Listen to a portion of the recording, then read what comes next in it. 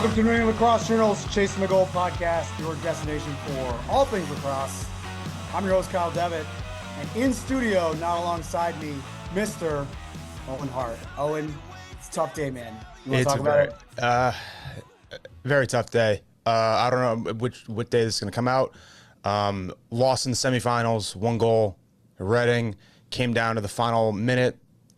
My guys gave everything they had. We had a great run. Beat the number 7 seed Marshfield, beat the number 2 seed Longmeadow.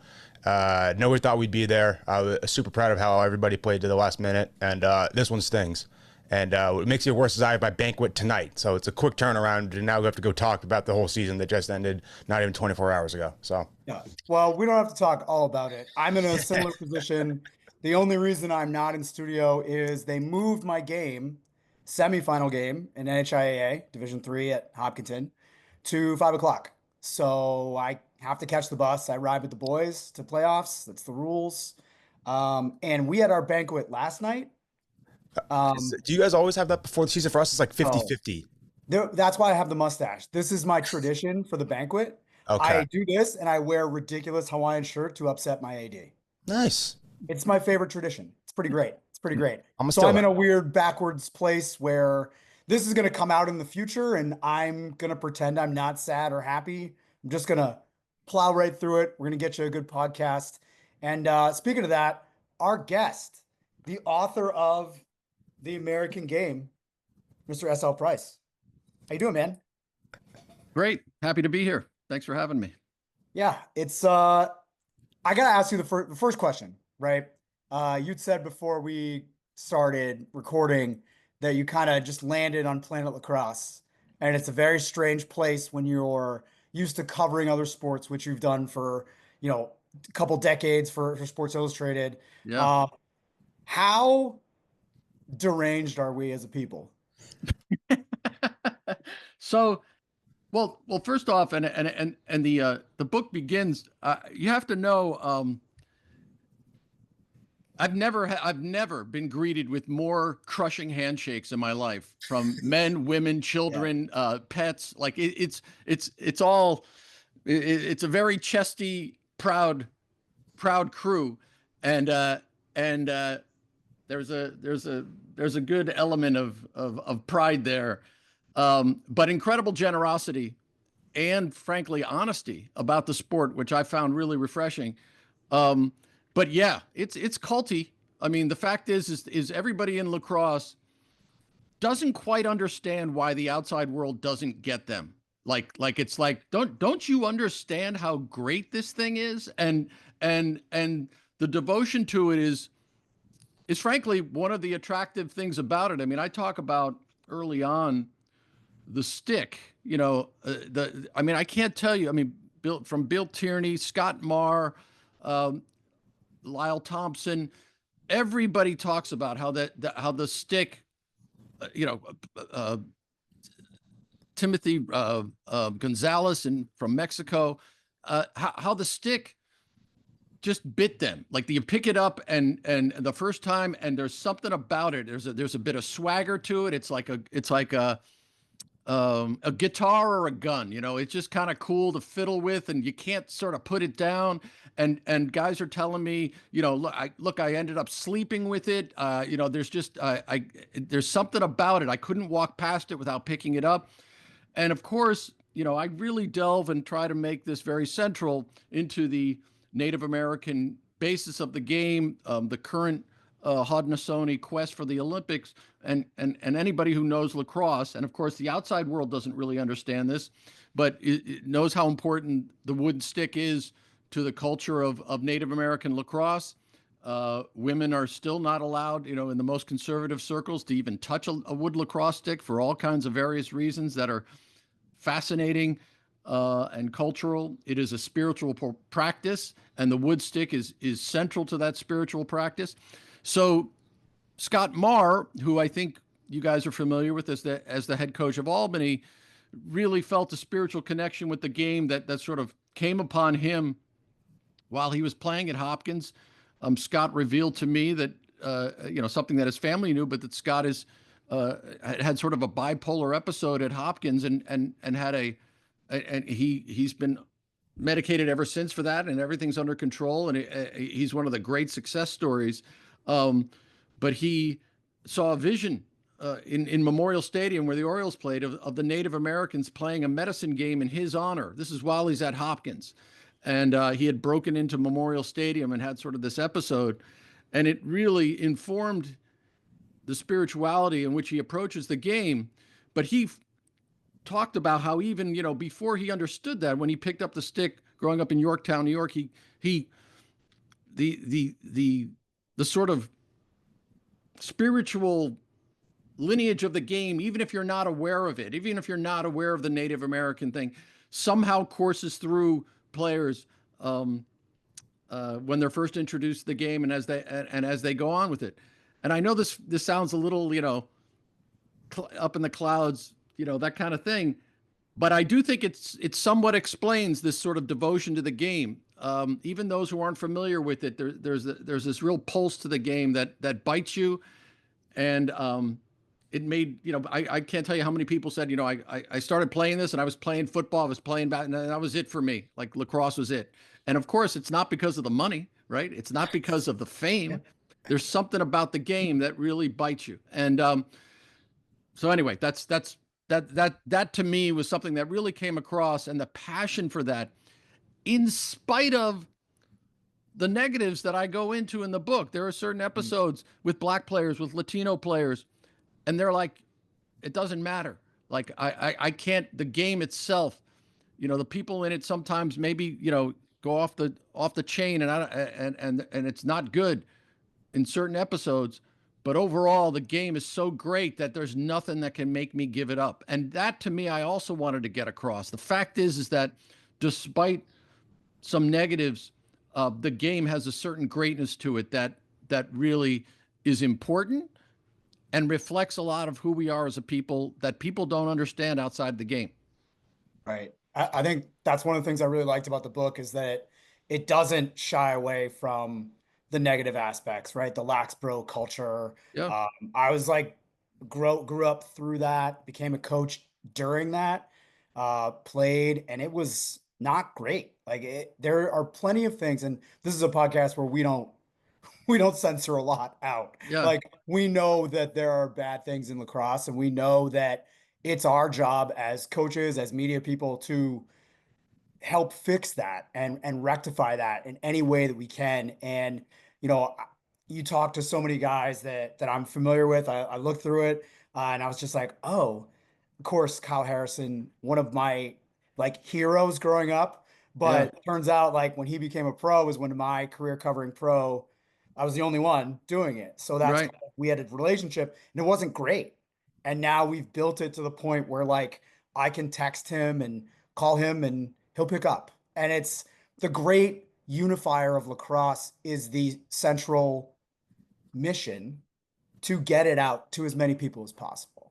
And I But let me think let me that's just say something to something. go into. Let me say something about that, Kyle, which I thought was really remarkable about the sport. Yeah. Is indeed exactly what you're saying. Look, there are people who just want to grow the game and only talk about the greatness of lacrosse, and we're selling it and we're trying to make it bigger and more popular. All good.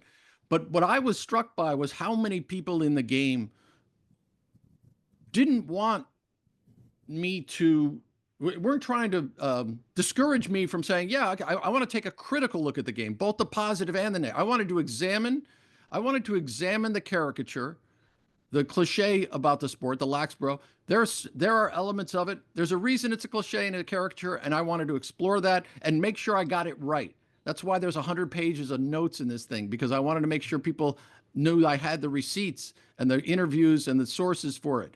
At the same time, I wanted to explore if it were just that, if that were the only part of the game there's no chance I would have spent 7 years and 500 pages on writing it. It would have been boring to me. Like what's fascinating to me were the exceptions to the cliche. While I obviously wanted to explore them and understand where they came from and the truth of them, what fascinated me were the exceptions to it. The fact that the game has grown, for example, on the backs of blue collar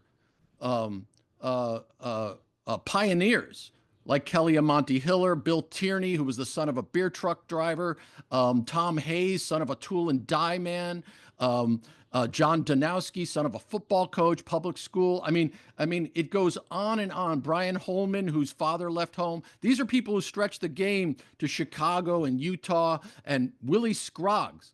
Willie Scroggs to me is, I know that people understand, he obviously started the program at North Carolina, but I truly believe, and I went to UNC, but this has nothing to do with that, believe it or not. Um, I just in my reporting, Willie Scroggs sort of started the breakout. A former Hopkins guy, wanted to coach at Hopkins, and couldn't get the job there, and went to North Carolina and built it. Went up to Pilfered like 17, incredible top players in a couple of years from the Baltimore area. Basically picked Hopkins' pocket, went down and built this incredible program down there. That was the first breakout of the game, the grow the game moment. And Willie Scroggs, dirt poor, father was a corrupt and alcoholic cop who tried to kill his mother. He grew up like parking cars in Baltimore. He told me this incredible story where he was working in the London Fog raincoat factory that his mother was working in to keep them basically have a roof over their heads because the father was gone. And he would stand there, and this isn't in the book. And Willie would stand in the London Fog factory in Baltimore was so loud, the machinery was so clattery, and he would stand there. And by the way, can we swear on this podcast? Sure. Okay. He would stand there in the middle of the floor, and he would scream "fuck" as loud as possible because nobody could hear him. And he would just and part of it was just demonstrable. Look how loud it is, but part of it was like the toughest circumstances of his life growing up. And this guy, scrabbled his way to the top. I wanted to tell those stories about lacrosse too, because it's not only is important, it's reflective of who we are. And the game is far more interesting when it embraces and celebrates those sides and has those stories coming out as well. Yeah, absolutely. You mentioned earlier how the game just bites certain people, and that's what happened to me. I was a basketball kid until my senior of high school. In the spring, I was looking for something to do. I joined lacrosse on a whim, and it bit me. And I have just, it's been my thing ever since. And it really is like I'm the kid who did sleep with their stick and all that kind of stuff. What's kind of the thing about lacrosse going into it that you thought you knew that turned out to be wrong, and the other side maybe something that you had no idea about that you were completely floored at that you found out about this sport in your research? Well, I mean, again, you're talking about my introduction to the sport was the Duke lacrosse case in many ways. I mean, I grew up in Connecticut. Many people's introduction was that too, for better or worse. Yeah. Well, I grew up in Connecticut in a sort of a town that didn't have lacrosse. It was your basic football, basketball, hockey, baseball, and it was between Greenwich and New Canaan, which are very high tone, rich towns that did have lacrosse, but it was like another planet. There was a lacrosse club that had started at my high school. A buddy of mine played it, so like he bumped me a stick, and I would like run around with it with a dog and cradle. It was one of the wood shaft with a plastic head. It was the mid 70s, and I didn't know what I was doing, but I fiddled around with it, and that was it. And then I went to North Carolina and sort of vaguely knew about Willie Scroggs because that was when they started winning championships and beat Hopkins. But I covered Michael Jordan as a reporter at the Daily Tar Heel. So we were a little distracted by other things at North Carolina, and so the Duke lacrosse case was my introduction to it. And again, it was very much. I live in Washington D.C., so 5 of the players from that were from Landon, which is a famous private school here in D.C. And again, let's make it clear, the players in the Duke lacrosse case were declared innocent. It was one of the great frauds. The accuser lied, but I certainly was aware of lacrosse culture and the negative sides of it, and there were negative sides that were still true in that case. So I was aware of those parts of it. But when I went down there, a great reporter named Pharrell Evans for Sports Illustrated went down there first, and this was when the media frenzy was pretty was pretty much trending against Duke Lacrosse, and the condemnations were running fast and furious. And Pharrell went down there and pretty quickly understood through legal sources in the town that that the case was full of holes. And so we went down and did a story called the Damage Done for Sports Illustrated. And I wrote it with Pharrell, and I reported it. We talked to Mike Pressler and a lot of other people. And, Devin Sherwood was a goalie with the team, and he was the only African-American figure on the team. And his father was the first black player in the history of Duke Lacrosse back in the 70s. And all kinds of charges about racism were flying, and nobody from the Duke Lacrosse side, by the way, denied that part, the fact that some racial slurs were thrown during that party.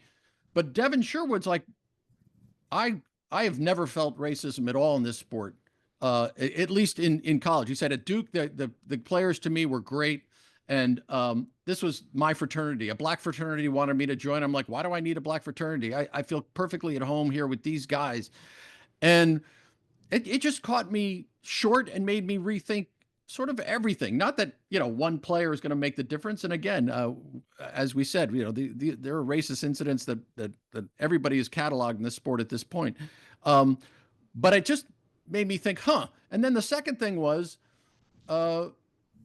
Casey Carroll, and there were other players, the Loftus brothers. These were on the Duke team were sons of firemen. They were the first in their family to go to school, and they were using lacrosse in that bizarre way that lacrosse has. That, again, this is another thing I didn't know, the whole Wall Street network, where you're not making, again, I covered 10 Olympics. I covered tennis, every mainstream sport. The progression is high school, college, and then you get a pro career if you're good enough, and you're going to make a ton of money. You're going to make a boatload of money. Well, that's not the lacrosse way. And obviously the PLL is making inroads, and there's finally healthcare, and that's all good, but you're still not making millions playing lacrosse. You can make a good living now if you hustle, like you were just saying. I mean, you've got clinics, coaching, playing. You can make a good living now as a lacrosse player. And I don't mean great living. I mean a solid living. And that's great. But the real money is the networks of top college schools with their line-on firms on Wall Street and real estate and management consulting and all that. And Yale has this great line, at least during the reporting of the book. Yale had this, complete line onto Barclays in New York. And each school had that, and Duke had that, and they would go and take busloads of guys up to Wall Street to talk to the tons of lacrosse players on Wall Street. And of course, again, this is a rough count, but arguably more lacrosse players than any other sport died in 9/11 because they were all working. There were like 70 of them who were working up there, ex-lacrosse players, in the Twin Towers, and it's because lacrosse lived there. And so I didn't know that about the sport either. So all those things came, and so even as crazy as the Duke lacrosse case was, what stuck with me were those exceptions, which made it interesting to me. And as a non-lacrosse guy, I'm like, your expectation of this sport is wrong. And as a reporter, you love that moment. Like, you don't want things to be what you thought it was going to be. If it is, it's boring. What you want is the surprise. And then in 2010, I went and did the largest story I'd ever done for Sports Illustrated at that time about the Iroquois Nationals, now the Haudenosaunee. And this was I went to do this story, and it was before, they travel on their own passports. You guys know the whole story, but it was before they were shut out of the 2010 championships in England. I was there for months doing this story, hanging with Oren Lyons. And I'm thinking, this is the opposite, like entire opposite end of that cliche of the spectrum. This is not a wealthy community. This is a spiritual game. It's completely opposite of the prep school image of the game. And not only that, but they play this fantastic, incredible style. And it's a spiritual practice. And I'm thinking, and it's the sport that goes 1,000 years into the woods. I mean, and so again, as a reporter, you're like, thank you, God, this is interesting. You're like, not only is it interesting, but it's completely different. Now, again, I didn't play. I went in 2010 and went and did other things. And obviously the George Hughley things happened, case happened, Yardley Love happened exactly at that time. But that to me was like, well, that just certifies, sort of the cliche. But the Iroquois are telling me something far more layered and different about this sport. There are layers to this game that people do not understand. And then I'll just take it one step further, and I apologize. Again, you're talking to somebody who's been buried in a basement for 7 years. So if you ask me about lacrosse, this is what you get. Is that I had a babysitter who was a great soccer player, and our family did, and she was going to St. John's, which is in DC, which is a very famous sports school in DC, private school. Um, and she wanted to play soccer, and they were too good. And basically, soccer had sort of like, as the first sort of real bonanza of Title IX, soccer had become ultra competitive. All the travel teams and everything else. It was very tough. She was a really good athlete, and she said, "Yeah, I'm not good enough to play soccer, but I'm going to play lacrosse. Everybody's playing lacrosse now because that's where you can be a great athlete and pick up the game quickly, and it's booming in colleges." And the idea that this sort of lax bro sport was actually growing really exponentially on the backs of the women's game was fascinating. So all those things sort of ganged up on me. And then when I heard in 2018 that the game was gone international and lacrosse was playing its world championship in Israel, I'm like, boom, I gotta do I gotta do this.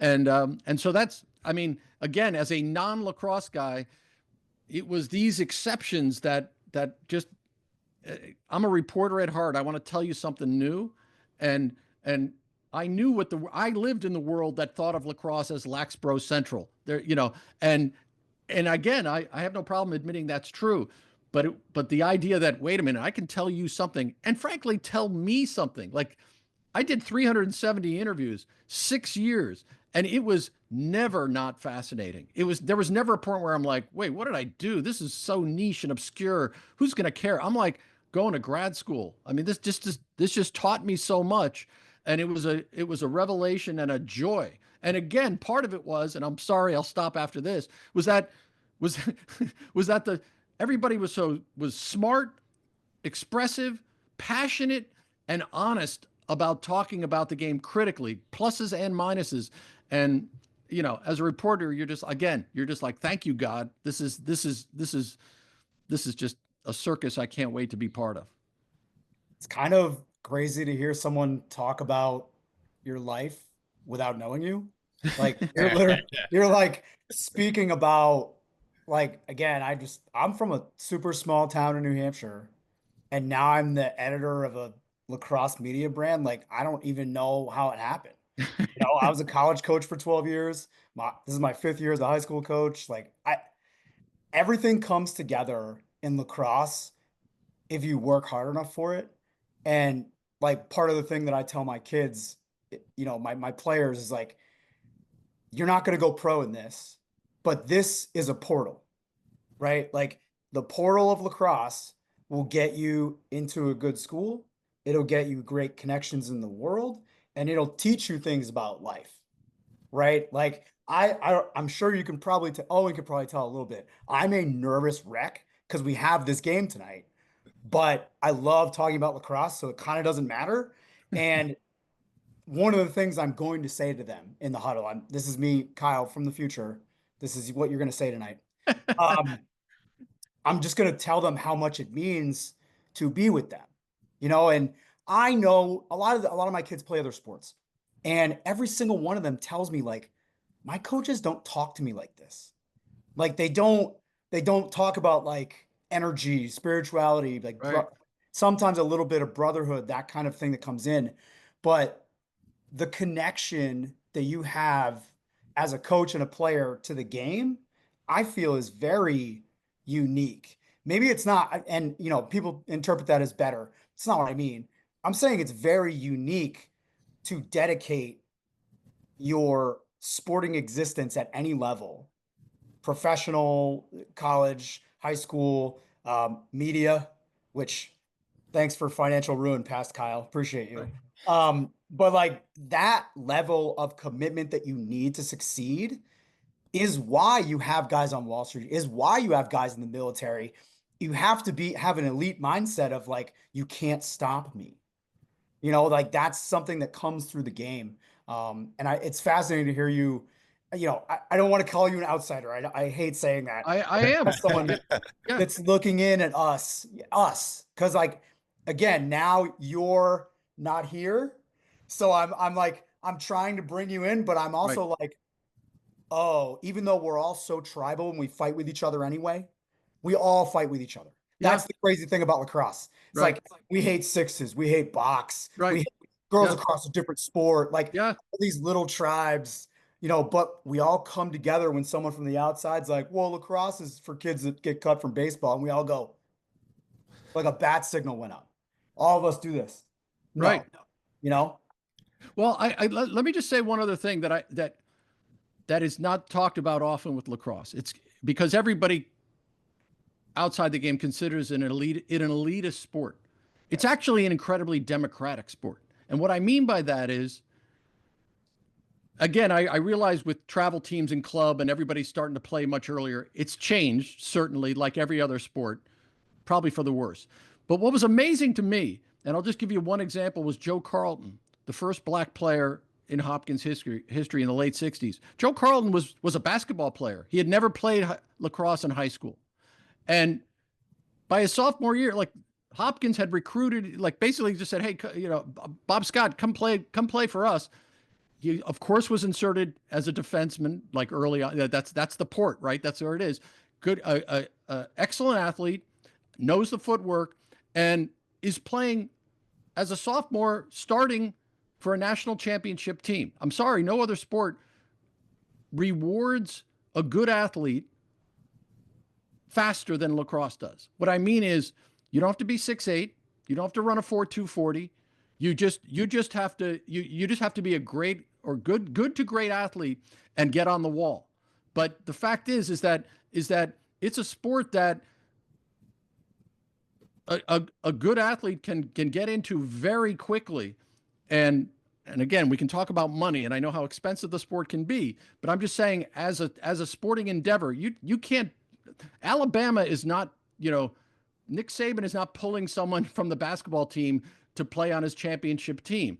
That was a pretty common thing, for lacrosse for most of its history before it became a little more specialized, which is that it was just pulling people from all different sports, and it rewarded everybody quickly.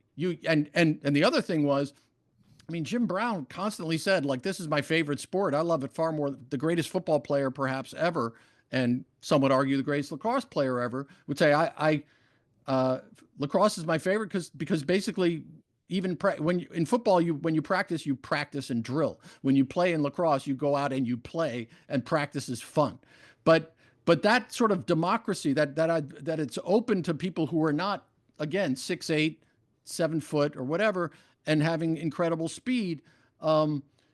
Basic footwork, can do a lot for you to get you in this game very quickly. And I find that to be refreshing as well about the sport.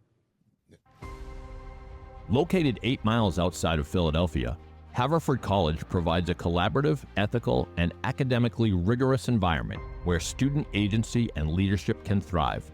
Our men's lacrosse program promotes the college mission because leadership drives you to become the best version of yourself. Leadership nurtures growth and accountability. Leadership adapts to overcome challenges in an ever-changing world. We are Haverford College men's lacrosse, and leadership is in our DNA. I'm sure everybody has, like, I'm sure I have one. You do probably, Kyle. Just this kid was a basketball player, and then we pulled him in, or a football player, and we pulled him in. And then I had a kid my senior year who was a basketball player. He was an all-league defenseman. Everybody has at least one story like that.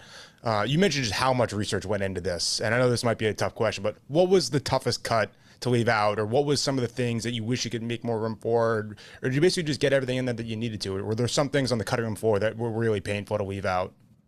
No, that's a great question. I mean, so originally this book was 225,000 words. It's now 175,000, 220,000. So it was 220 and it's now 175. But I wrote it. There were a couple things that worked there.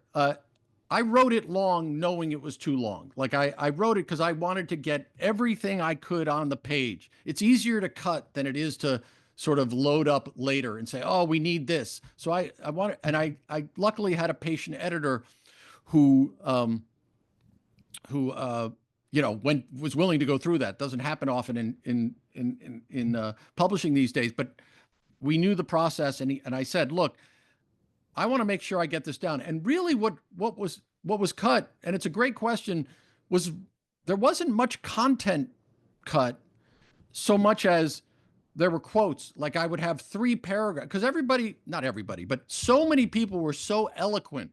And frankly, a lot of them had said things that they hadn't said in the lacrosse space before. I learned things that that I think other lacrosse people didn't know.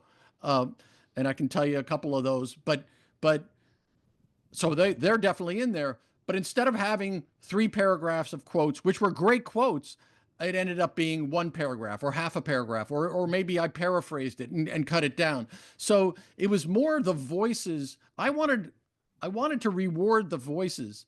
And it was probably more of an oral history before. It wasn't, there were just more, there were more of what people had to say. But my editor's like, we got to cut this back, and you know, you're going to lose it. So that's all that I lost, more than anything else. And so I didn't have any sort of like, oh my God, you chopped my arm off and I left it on the cutting room floor. My editor was incredibly, I mean, again, it's 500 pages. I mean, I fully expected him to say, we've got to cut this in half, and I couldn't argue with it. But it never happened. He thought it was fascinating, and he's not a lacrosse guy either. So I was lucky. I mean, look at it. Yeah, that's big. Like, Yeah. dude, it came in and I was like, what is that? I was like looking in my mailbox and I was like, what is that? Yeah. Because I do get books in advance sometimes. Usually they're paperback before they're approved. Right. Yeah. And I'm like, there's no way that's the book. Because I Yeah. picked it up and I was like, okay. Yeah. And then I unwrapped it and I was like, oh, that is the book. All right. Yeah. One of the things that was very cool for me personally, like going through this, is you interview all these people. Some of these people I am like deathly afraid of or have had terrible confrontations with as a Yeah. reporter, or like some of them, not, but most of them are like, I know them pretty well. Like Right. I've been there for most of their career. I'm 46. I've been doing this since I got out of college. So, you know, over 20 years now. And like I was going through and I was like, oh, of course he interviewed him. He interviewed him. Of course he interviewed him. And the guy that you interviewed that I'm so fascinated to hear your take on, and you already kind of mentioned him. And I've met him once and he was terrifying, is Bill Tierney. Like Bill Tierney is like he's when you meet him, he's not physically imposing. He's Right. not in your face, but he like puts out something. Like I probably think in my mind, it's like I've built him up growing Right. up watching his Princeton teams. Like it's the greatness that's pushing against me. Right. Right. Like I'm so ungreat that I Right. feel how great he is. What was your experience like interviewing him? Because he's very not polarizing, but like I get different stories about him. Yeah. Usually everything's on a through line with most of these guys. Like, Yeah. oh, you're like that, you're like that. But Tierney's so disparate and awesome. Like, what was your experience there? Well, let me give you a little context, and I don't mean this in any way. Like, I've been covering sports since 1982, and not 82, yeah, 82, 81, 82, and Jordan was my introduction. Sure. I covered Michael Jordan as a sophomore. It was his breakout year, and Michael, I'm not. I don't want to overstate this. We're not friends, but because I knew him at North Carolina and I covered him, I went to the Sacramento Bee after that. And at 22, 23 years old, I was the youngest beat writer in the NBA. I was covering the Kings when they first moved to Sacramento. And Jordan was breaking out then, obviously, everyone knows. And because he knew me at North Carolina, this guy's famously loyal to North Carolina. He wore North Carolina shorts under his Bulls uniform throughout his career. Because I knew him before he was famous, because he knew me then, like he would give me all kinds of time. He was incredibly generous. Just, again, not that he wasn't generous with a lot of people, but, it took me, he just treated me like an equal. And so from there, I went to I was at the Sacramento Bee, and then I covered Joe Montana, Jose Canseco. I was in the Bay Area for 6 years in the golden age of that, the first golden age of Bay Area sports. Chris Mullin, and then I covered the NBA, which was filled with Bird, Magic, all these guys, Pat Riley. So I was steeped. I sort of was in this greatness pool without even knowing it. I was it's sort of like the frog boiling in the water. I didn't know it. But I learned that they were just guys. They're just, like, they're great at what they do, but I'm good at what I do. I'm not great at what I do. I try hard. I maybe get a glimpse of it every once in a while, but I'm a journeyman. I'm a workman.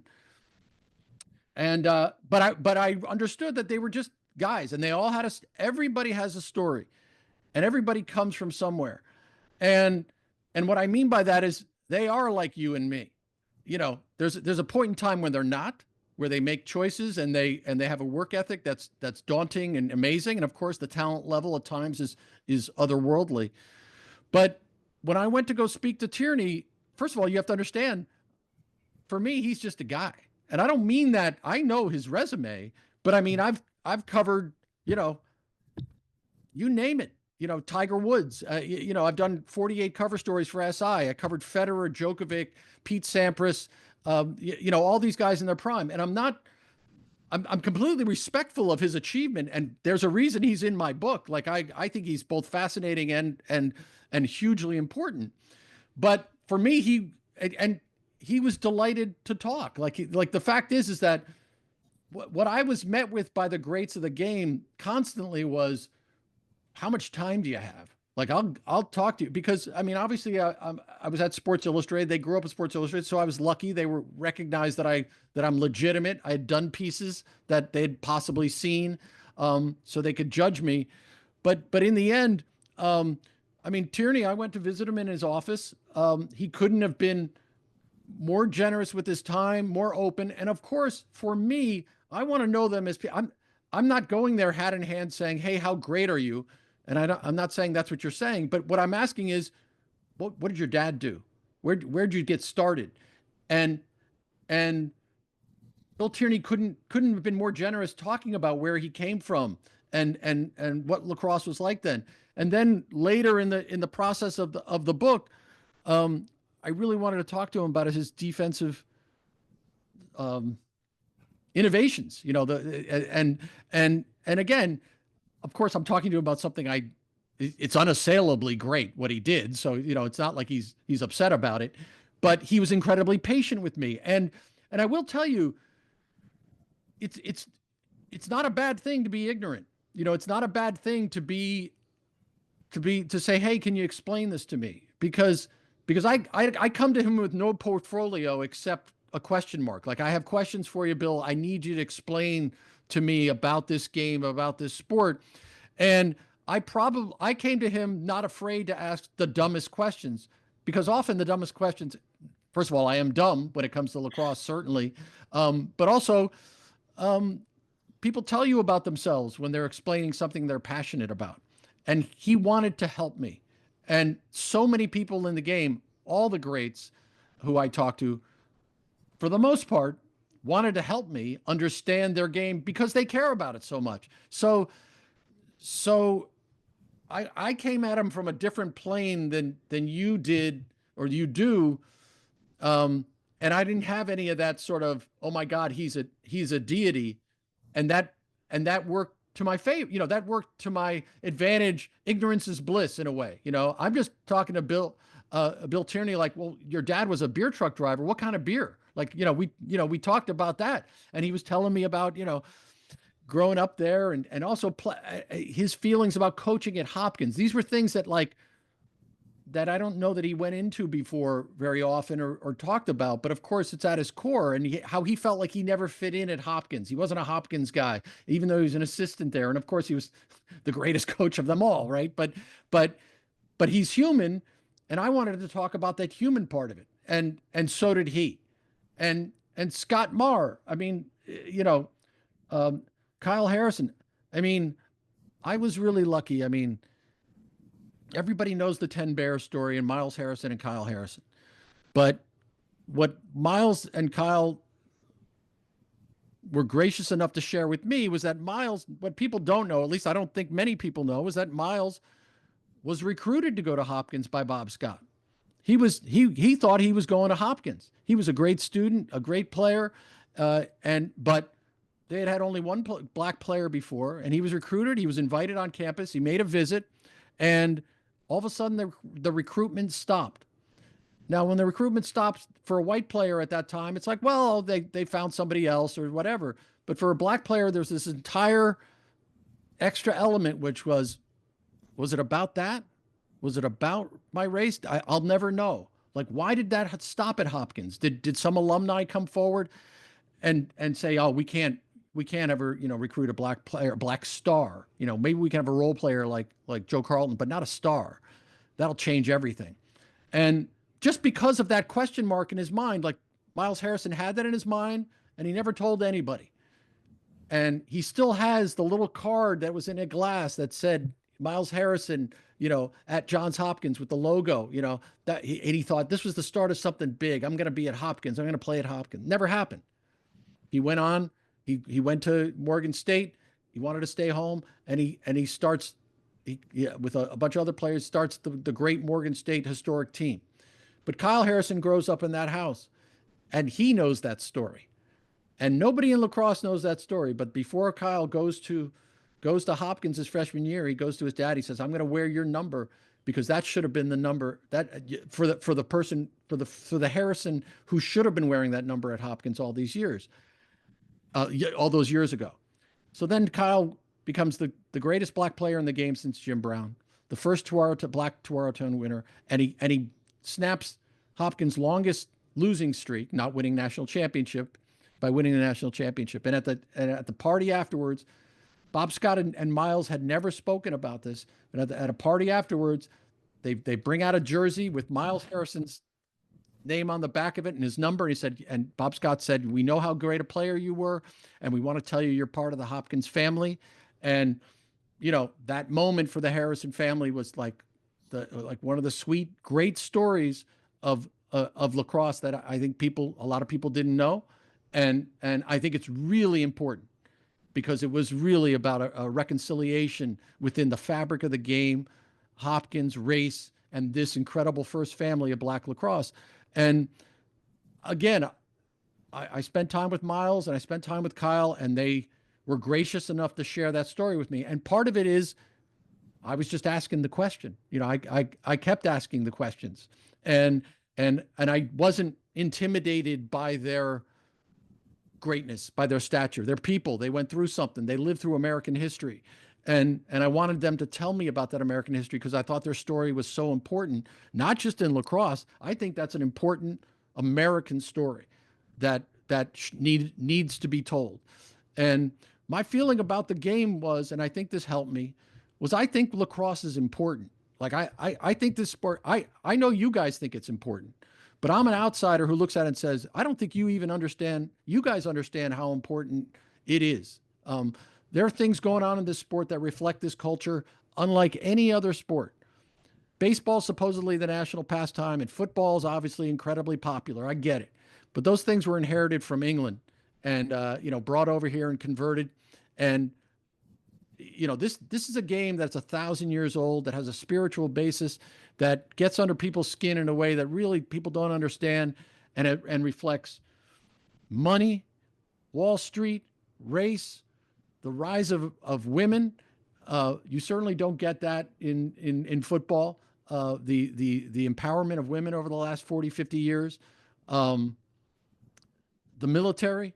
I mean, going back to what you said about the military, there's a sense of mission in this sport, and I think there's an unconscious reason or subconscious reason why a lot of guys go into the military, because it's not about the money in this sport. There is a feeling of mission.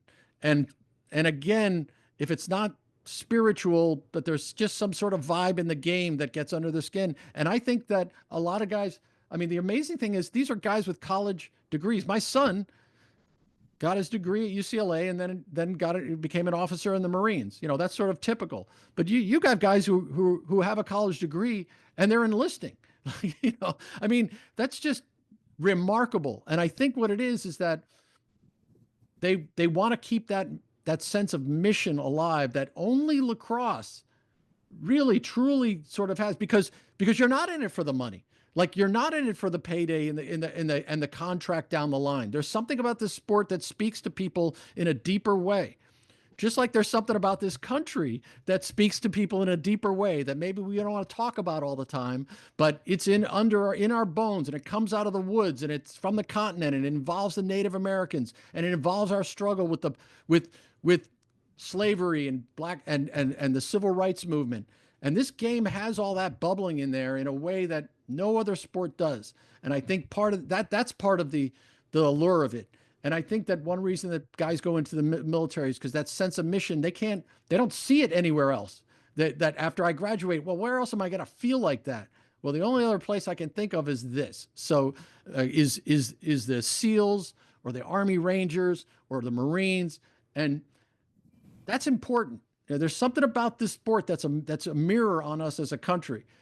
And my last thing I want to say about that is, since 2020 especially, I know that there are still tensions, but there's been a real effort on the sport to include the Native Americans in a positive way, to be allied in this mission for the Olympics. Self-interest is involved on both sides, but there's been a braiding of the sport.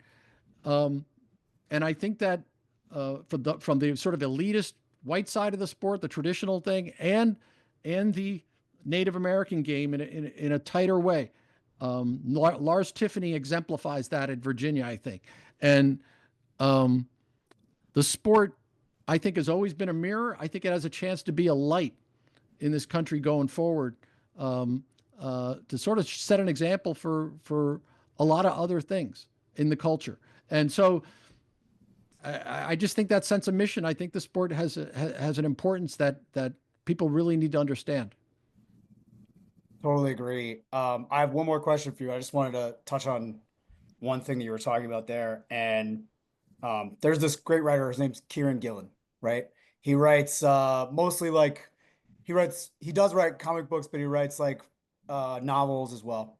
And I was reading one thing, it was military based, and he said this thing that stuck with me for years. Like, one of his characters says, duty is a weapon that does not break. Right. And that's kind of become something that I say to my team, something that I like say to myself. And if I didn't have lacrosse, that wouldn't make any sense.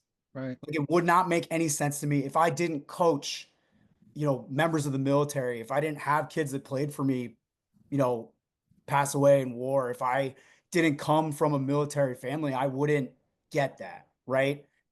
But because I'm in lacrosse like reintegrates that organization and the purpose. I think one of the great things about lacrosse, and one of the things that maybe you stumbled into or that you found that you're talking about affected you, is that once you get into it and you realize like you're just in a tunnel, maybe there isn't a light. Maybe there isn't. You just have to keep going. Right. And that's something that the game gives you in a strange way. I'm not a great player. I played Division III at Clark University. It's the greatest thing that ever happened to me, right? Owen played 1 year in high school, and now he coaches a team that made it to the semifinals of Massachusetts. The largest population of people that play the game are in Massachusetts. So wait, hold on a second. You're telling me something I didn't know. Yes, you're telling me true. the largest population of people who play the game is in Massachusetts, not Maryland? Yep. It's Massachusetts. Yes. Wow. Shocking. 100%. Yeah. Yeah. It's one of the things that's come out in the last 10 years from USA Lacrosse and all of their studies and things like that. So Massachusetts, it has the most players Yeah. per state. like in the state, period. Right. Like not per capita, Right. period. Right. Everything. Just numbers, straight numbers. Yep. Great numbers. It's become not, I hate the word hotbed. I hate it, but it's true. Like it really is. Like Massachusetts, New England has become that. And it's not just because of the prep schools, the public school. How many public schools are there that play lacrosse? Oh, Roughly 200. yeah. That's a lot. That's at least 25 kids per team. Yeah. And then you have youth leagues. You Yep. have everything below that, and it's only growing, right? So it's one of the great things about being from here and being proud about being from here is like, yeah, I get that you're from Baltimore. Great. No one lets you pet your dog in Baltimore. It's weird. Right. Knock it off. So I one gripe at Baltimore. I hate it so much. The one thing I wanted to ask you before we go. Yeah. I've always wanted to write a book about lacrosse. A lot of people ask me when I'm going to do it, and I've looked into it. And obviously, I do not have the cachet or station that you have. But when I've talked to not publishers, but people that know publishers, they're like, well, lacrosse books don't sell. Like, you're not going to make any money. And of course, my brain's like, Kyle, you don't make any money anyway. It doesn't matter. But just do it. What was your treatment like? And how did I con them into publishing it? Kinda. I want to take some tips, man. Well, no, I will tell you this. I mean, a friend of mine, so I wrote a piece way back for Sports Illustrated about Scrabble, okay? About these Scrabble players. They're incredibly obsessive Scrabble players in New York City playing in Washington Square Park. And it's an incredible collection of players, incredible personalities. And they were going to a tournament in Vegas, a $50,000 tournament, for them, which was like stunning. And a friend of mine, a guy who became a friend named Stefan Fatsis, then read the story and wrote a book called Word Freak. And he became a Scrabble freak and went in and wrote a book about it. And it's still in print. It's like it's been a bestseller because there's this incredibly devoted Scrabble audience that has money, that loves words, and buys books. And Stefan, either he knew it or he didn't, but he tapped into a market that nobody knew was there. And people play Scrabble and they buy books. And now again, I don't know if I guess somebody believed me, but I said, we're talking about there's only been like 3 lacrosse books, and it's been a while since there's been one. Like, there's obviously Fisher's book, which is incredible. The Venom book on Native American lacrosse. And that's about it. And there's really been nothing modern. And you're talking about 800,000 families in North America, in the United States, and 80,000 more in Canada. And a lot of them have money and they're well educated. And I said, here's a market that maybe is, reachable. But I guess that to help sell it. I mean, but I don't know. Like, I'm an English major sports writer. Like, some marketing person could have just said, well, he's an idiot. Who believes him? It's lacrosse. But I will tell you this: when I can't tell you how many times, even now, of course, when I tell someone who's not a lacrosse person that I wrote a book about lacrosse, their eyes glaze over. They're like, oh God, Lax Bros, I'm not going to read a book about lacrosse. So there is this general feeling against it. But then I go off and start talking about the Native American, like I have a spiel now where, like, because I've done it for so long, where I'm talking about the Native Americans, the women, and military, and the high use of alcohol use, the surveys and everything else, and how I think it reflects America, and how it's more important than, more reflective than baseball and football. And to a man or woman, there are people, including my editor, they're like, I'll read that book. I'm interested in that. It was the exceptions. It wasn't, if I had said to them, I want to write a history of Maryland, look, this is a 500-page book.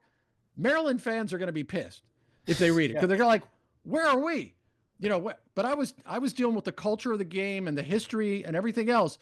There are great books to be written about Maryland lacrosse and the growth of the women's game. There's an entire box lacrosse history that's fascinating and interesting to be written. But if I had gone to them with that, I would have gotten the response of, who cares? Like Yeah. lacrosse people will care, but not the general public. And because I was a non-lacrosse person, I suspect that was part of it. And because I had written pieces that for Sports Illustrated that were dealing with larger issues than just, the latest slide, packages or who's the number one, who are the top recruits and where are they going and what's the transfer portal.